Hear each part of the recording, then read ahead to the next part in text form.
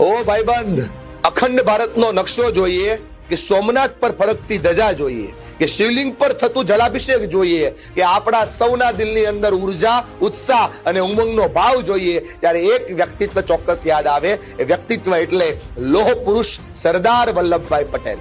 આજે દોસ્તો, સરદારના જીવનની સરસ મજાની અસરકારકતા આપણા સૌના જીવનમાં પ્રગટે.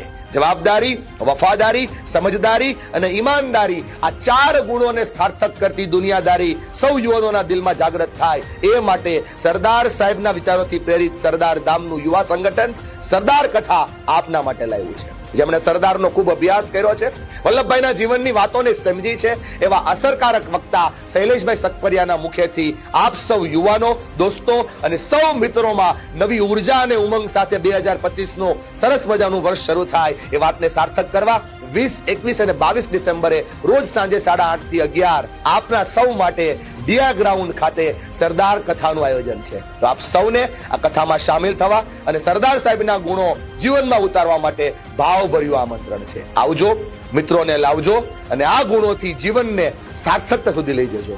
જય સરદાર.